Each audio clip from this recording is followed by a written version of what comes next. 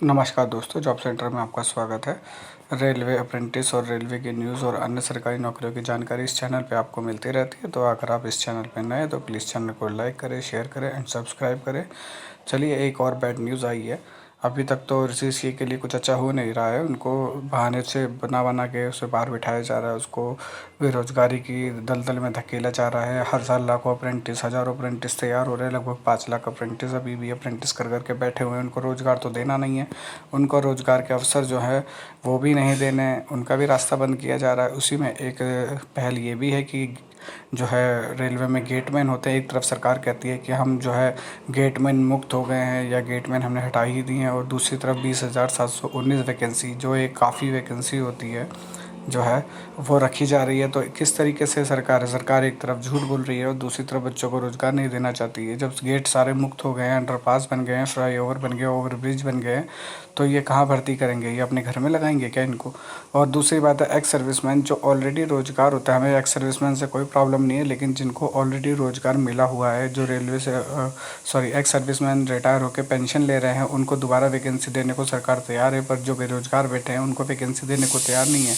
Mean 20,000 से 20,000 लोगों का भला होता है, उनको तो पेंशन मिल रही होगी या वो अपनी सर्विस पूरी करके हटे हैं, उनको तो कुछ ना कुछ माध्यम मिला। लेकिन जो अभी फ्रेश बच्चे हैं, जो इनका भविष्य अभी स्टार्ट हुआ है, उनको वैकेंसी देने के लिए सरकार के पास पैसा नहीं है, सरकार उनको देना नहीं चाहती है। तो आप सोच सकते हैं कि सरकार कितनी दोहरी है। एक तरफ कहती है कि गेटमैन मुक्त हो गए हैं, दूसरी तरफ वो गेटमैन की भर्ती करती है। एक तरफ कहते हैं कि बेरोजगारी है, दूसरी तरफ ये जिनको रोज़गार मिल चुका है उन्हीं को दोबारा रोज़गार दे रहे हैं। यानी कि जिसके पास पैसा है उसको ही पैसा दिया जा रहा है, जो गरीब है उसको गरीबी में ही धकेला जा रहा है। तो ये एक सीसीए के लिए स्पेशली बैड न्यूज़ है। क्यों? क्योंकि अगर ये कॉन्ट्रैक्ट पे नहीं रखी जाती तो जाहिर सी बात है कि ये 20,719 वैकेंसी जो है ये ग्रुप डी में आती है, और ग्रुप डी में आती तो इसमें से सीसीए को 20% अगर मिलता तो 4,000 से प्लस वैकेंसी सीसीए को मिलती। तो आप अंदाज़ा लगा सकते हैं कि 4,000 वैकेंसी काफ़ी होती है। अगर 4,000 वैकेंसी में हमारे 4,000 बच्चे सीसीए सेलेक्ट हो जाते तो कितना अच्छा होता। और गेटमैन की नौकरी कोई बुरी नौकरी भी नहीं होती, अच्छी नौकरी होती है। लेकिन हम आपको दिखाएंगे कि आगे इन्होंने क्या क्या करा है। ये देखिए, ये नोटिस है, इसके अंदर जो है 2019 का ग्रुप डी का, इसके अंदर सारी पोस्टें हैं पर गेटमैन की पोस्ट नहीं है। आप देख सकते हैं कि सरकार कैसे आपके साथ भेदभाव कर रही है, आपको कैसे बेवकूफ़ बनाया जा रहा है। मतलब स्पेशली अप्रेंटिस के बच्चों को मैं इसलिए टारगेट करता हूँ क्योंकि वो आईटीआई अप्रेंटिस और ये सब करने के बाद जो है रेलवे में अपना कार्य का अनुभव होता है, और किसी को रेलवे में कार्य का अनुभव नहीं होता। वो जानते हैं कि किस तरीके से रेल को एक जिम्मेदारीपूर्ण तरीके से चलाया जाता है, जिसमें हज़ारों ज़िंदगियाँ होती हैं। तो उनको इतना जो है मैच्योर होने के बाद भी उनको वैकेंसी नहीं देता और देना होता। 1 लाख वैकेंसी निकली थी, जिसके अंदर अगर ये भी 20,000 जुड़ती तो वो और प्लस हो जाती है, आप सोच सकते हैं। और उस सबसे मोटी मोटी बात है कि 20,719 में लगभग 4,000 वैकेंसी जो है अगर हम इसका 20% निकालते हैं तो 4,000 वैकेंसी जो है वो सीसीएस के लिए होती है। और सीसीए अगर 4,000 भर्ती होती तो कितना लोगों को रोज़गार मिलता। लेकिन नहीं, सरकार जो है एक तरीके से अगर हम देखें तो सरकार जो है तेज़ी से ठेकेदारी प्रथा की ओर बढ़ रही है। आप जानते हैं कि सरकार ने अभी कुछ दिन पहले ही बताया था कि कॉन्ट्रैक्ट पे अप्रेंटिस रखे जाएंगे। ये अच्छी पहल है। अगर जो बच्चे हैं और बाहर जाके काम कर रहे हैं वो बाहर ना जाके रेल में ही काम करें, और उनको जो सरकार मिनिमम वेजेस देती है वो दे, और उनकी सारी रिस्पॉन्सिबिलिटी ले, जब तक परमानेंट वैकेंसी नहीं आती। लेकिन इसका मतलब ये नहीं है कि उनको परमानेंट वैकेंसी से वंचित रखा जाए। हर साल जैसे वैकेंसी आती है उसी तरीके से वैकेंसी आनी चाहिए और उनको मौका मिलना चाहिए। लेकिन जब तक वो भर्ती नहीं होते वो रेल में काम कर सकते हैं। उनको रेल जैसे आउटसोर्स करके रखती है वैसे उस तरीके से रख सकती है डायरेक्ट, लेकिन रेलवे अपने डायरेक्ट अपने उससे रखेगी, ना कि किसी थर्ड पार्टी से। तो ये अच्छी पहल थी। लेकिन ये किस तरीके की पहल है? जिसको पहले से ही रोज़गार मिला हुआ है उसको रोज़गार देना मेरे हिसाब से तो गलत है। क्यों? एक्स सर्विसमैन अपनी सेवा करके आए हैं, रिटायर हैं, पेंशन ले रहे हैं। अगर यही वैकेंसी जो ज़रूरतमंद है, यानी कि जो अप्रेंटिस कैंडिडेट्स हैं या जो नए बच्चे हैं, उनको मिलेगी तो 20,719 लोगों के घर में कुछ तो जाएगा। इस समय इतनी बेरोज़गारी है, सरकार वैकेंसी निकाल नहीं रही है, 5-5 साल में वैकेंसी निकालती है। और अगर ये 20,000 वैकेंसी भी किसी और को दे दी जाए, ना देखी जाए, ये रेलवे जो गेटमैन होते हैं ये ग्रुप डी के अंडर में आते हैं, चाहे वो इंजीनियरिंग में हो चाहे वो किसी भी मामले में हो। ये सारे के सारे ग्रुप 4 की वैकेंसीज़ हैं। ग्रुप 4 की वैकेंसीज़ में 20% रिजर्वेशन अप्रेंटिस को दिया जाता है। तो एक तरीके से अगर आप देखेंगे तो 4,000 से भी ज़्यादा वैकेंसी का आपको नुकसान हुआ है। लगभग 430 वैकेंसी आप मान सकते हैं, 4,030 वैकेंसी आप मान सकते हैं कि आपको 4,030 वैकेंसी का नुकसान हो गया है, यानी 4,000 प्लस मैं कहें तो इसके अंदर रेलवे जो है ज़्यादा तेज़ी से ठेकेदारी प्रथा की ओर बढ़ रही है। और आप अच्छे से जानते हैं कि अभी कुछ दिन पहले जमालपुर वर्कशॉप में भी ऐसे ही हमने बताया था कि शुरुआत वहीं से होगी। उसी तरीके से ये तो ऑलरेडी शुरुआत हो चुकी है। ये कोई नई न्यूज़ नहीं है, ये पुरानी न्यूज़ है। अगर हम आपको दिखाएं तो इसके अंदर ये देखिए अखबार में भी आया हुआ है, जिसके अंदर बताया गया है कि रेलवे बोर्ड ने देश भर की रेलवे क्रॉसिंग पर 20,719 पूर्व सैनिकों की बतौर गैंगमैन के पदों पर भर्ती करने का फैसला किया है। गैंगमैन नहीं, गेटमैन होता है वो, सॉरी इसमें गलत लिखा हुआ है। पूर्व सैनिकों को संविदा के आधार पर भर्ती किया जाएगा। रेलवे बोर्ड इस बाबत 3 अप्रैल को सभी जोनल 17 जोनल आदेश को जारी कर चुका है। तो कहने का मतलब है ये 17 तारीख को जो आज 17 जोनल को आदेश जारी किया 3 तारीख को, वो जो है पुराना आदेश है। उसमें पहले से ही रेलवे क्रॉसिंग पे एक्स सर्विस में काम कर रहे हैं, जिसमें जो है इनका कॉन्ट्रैक्ट को एक्सटेंड किया गया है, उसी के बारे में है। तो आइए हम ऑफिशियल नोटिफिकेशन पर चलते हैं और आपको दिखाते हैं कि उसमें क्या कहा गया है। तो हम ऑफिशियल कॉन्ट्रैक्ट पे आ गए हैं, नोटिस पे आ गए हैं। तो ये 3/4 को जो बता रहे हैं कि 3/4/2023 को जारी हुआ था। उसके अंदर लिखा हुआ है संविदा के आधार पर पूर्व सैनिकों को बतौर गेटमैन नियोजन। स्वाधीन समसंख्यक पत्र के मामले में संविदा के आधार पर पूर्व सैनिकों का बतौर गेटमैन जो है सिविल और यातायात दोनों में यानी ट्रैफिक में भी नियोजन की योजना को पिछली बार 31 मार्च 2023 तक बढ़ाया गया था, जिसको अब बढ़ा के अगर मोटा मोटा देखें तो 30/9/2023 तक कर दिया। यानी 31 मार्च 2023 को इनका कॉन्ट्रैक्ट खत्म हो रहा था, जिसको 6 महीने बढ़ाने के बाद जो है 30/9/2023 तक का किया गया है। और ये 20,719 वैकेंसी हैं, जिसके अंदर इनको बढ़ाया गया है। और ये जैम पोर्टल के माध्यम से भर्ती किया जाएगा। और ये दोहराया जाता है कि जब वर्ष के दौरान नई नियुक्तियों से नियमित कर्मचारी उपलब्ध हों तब उपयुक्त नियोजन को समाप्त कर दिया जाएगा। यानी कि ये कह रहे हैं कि इसके अंदर अगर जो नए बच्चे आ जाएंगे 2019 वाले, जब भी आ जाएंगे तो ये ख़त्म कर दी जाएगी। लेकिन अब तक क्यों ऐसा क्यों होता है कि सरकार के पास वैकेंसी खाली रहती है और सरकार आखिरी टाइम तक, ये 5 साल की जो भर्ती हुई है, ये 3-4 साल से भर्ती हुई है, इससे पहले भी तो ज़रूरत थी ना।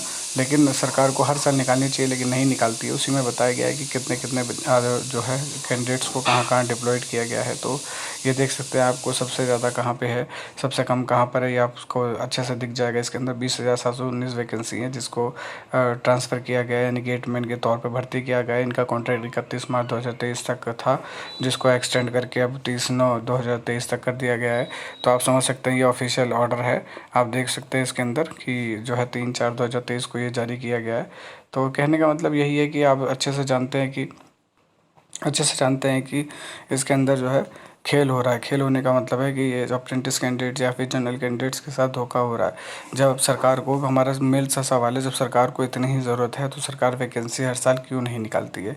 सरकार कैलेंडर जारी क्यों नहीं करती है? सरकार बताती क्यों नहीं है कि रेलवे में 3 लाख से ज़्यादा पद खाली पड़े हैं और उसकी भर्तियाँ नहीं की जा रही है, जिसके अंदर संरक्षक श्रेणी के ही इतने सारे पद हैं कि वो 2 लाख से भी ज़्यादा बैठ सकते हैं। तो सरकार को जब ज़रूरत है, सरकार को रिक्वायरमेंट है, तो सरकार हर साल भर्ती क्यों निकालती है? नहीं निकालती। अभी भी सरकार अड़ी हुई है और भर्ती नहीं निकाल रही है। क्या इलेक्शन आने पर ही भर्ती निकाली जाएगी? ये एक बच्चों को सोचना चाहिए कि सरकार को जब इलेक्शन पे ही डिपेंड है तो सरकार को बच्चों को भी दिखाना चाहिए कि हमें भी आपकी ज़रूरत नहीं है।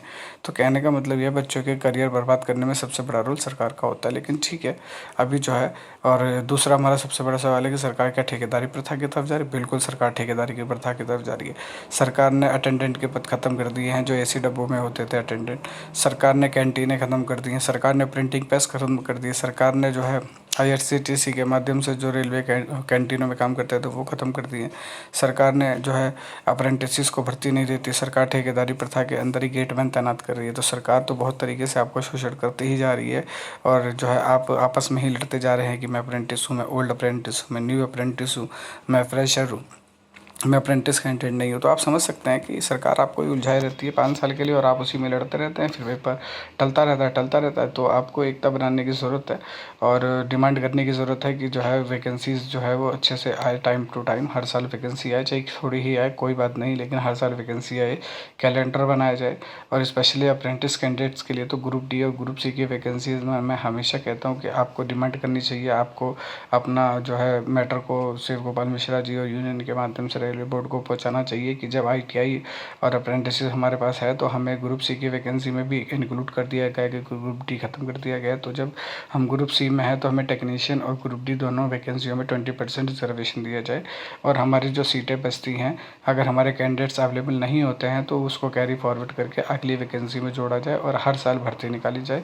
एग्ज़ाम का कैलेंडर आए, भर्ती का कैलेंडर आए, जिससे हमें मालूम रहे और हम उसी हिसाब से प्रिपरेशन कर सकें। तो आप समझ सकते हैं कि आपको इन चीज़ों का मांग भेजना चाहिए, ना कि इन चीज़ों की मांग। अभी भी हमने एक टॉपिक पे डिस्कस करना चाहेंगे अगली वीडियो में, उसमें हम बताएंगे कि कई लोग जो है मिलके सीसीए कैंडिडेट जो हैं वो जाके ये बात रखे हैं कि कई सीसीएस को गेटमैन दे दिया गया और ट्रकमैन दे दिया गया है, वो उसको बदलवाने की बात कर रहे हैं। तो आप इसमें कोई भी बुरा ना माने, मैं एक आपको लॉजिकल बात बताता हूँ कि अगर आप जिस चीज़ में भर्ती हुए हैं, आपको वैकेंसी मिल गई है, तो आप उसको संतोष करें।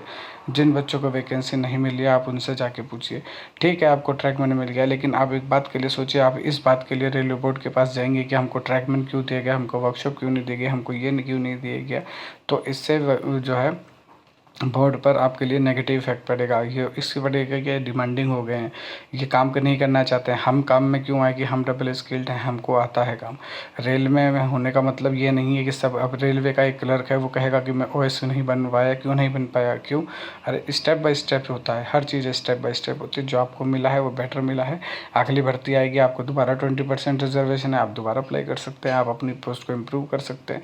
आपको जो रेलवे बोर्ड ने पोस्ट दिया है वो आपकी चॉइस के आधार पर, आपके मेडिकल के आधार पे दिया, तो उसके अंदर जो है आप कुछ नहीं कर सकते।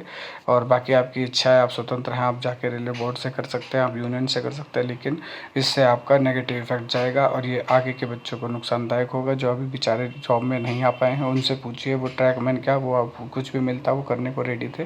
तो आप समझ सकते हैं कि जो है आपको मिल गई है वैकेंसी, तो आप उसकी इज्जत करिए। नौकरी बड़ी मुश्किल से मिल रही है इस समय, और आप जाके अगर वहाँ पे ऐसा करते हैं तो जो नए बच्चे आएंगे उनको ये सरकार ये सोचेगी यह काफ़ी डिमांडिंग है और इनको जो है काम वाम नहीं करना है। क्योंकि रेलवे की ग्रुप 4 की वैकेंसी में अधिकतर यही समस्या सरकार को आती है कि लोग ज्वाइन करने के बाद, कुछ दिन करने के बाद काम को छोड़ देते हैं, क्योंकि वो काम को कहते हैं कि बहुत हार्ड है, बहुत गंदा काम है, जिस वजह से ही रिजर्वेशन दिया गया है रेलवे के कैंडिडेट को, और इसी वजह से हमारा जो है प्लस पॉइंट भी बनता है। तो कहने का मतलब है कि आप समझ सकते हैं कि जो है रेलवे में इस समय संविदा की वैकेंसी की बाढ़ आई हुई है, कॉन्ट्रैक्ट की बाढ़ आई हुई है, रेलवे ठेकेदारी प्रथा की तरफ बढ़ रहा है। तो जिसको परमानेंट जॉब मिल जा रही है वो बहुत ही लकी है। और रेलवे में जो है रेलवे क्रॉसिंग पे गेटमैन की तैनाती काफ़ी समय से है, लेकिन अब इसको उसका एक्सटेंड करा गया है 6 महीने, तो 20,000 से ज़्यादा की वैकेंसी को एक्सटेंड किया गया है। और इनके जो है रिक्रूटमेंट जो है वो रेलवे के फाटकों यानी क्रॉसिंग्स पे होगी।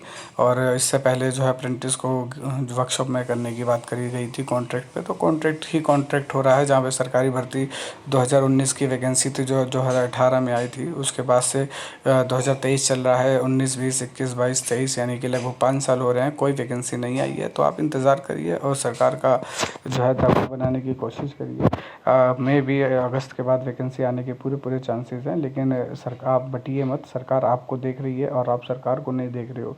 सरकार आपके हर एक मोमेंट पे है, इसीलिए जो मिला है उत्तम मिला है, सर्वोत्तम मिला है, आप उसमें मेहनत करिए और जीएम पावर की डिमांड करते रहिए। जीएम पावर हमारा हक है, जो हमारा हक छीना गया है, लेकिन वह संभव जब होगा तब होगा। लेकिन जो अभी हमें मिला है उसको इम्प्रूव करिए, डिमांड करिए कि हमें ग्रुप सी की वैकेंसी यानी टेक्नीशियन में और ग्रुप डी में 20% दिया जाए। जो हमारी भर्ती बचे उसको कैरी फॉरवर्ड किया जाए, एग्ज़ाम जो है भर्ती का कैलेंडर जारी किया जाए। तो इस तरीके से ये अभी चलते रहने दीजिए जब तक हमारा जीएम पावर क्लियर नहीं होता है।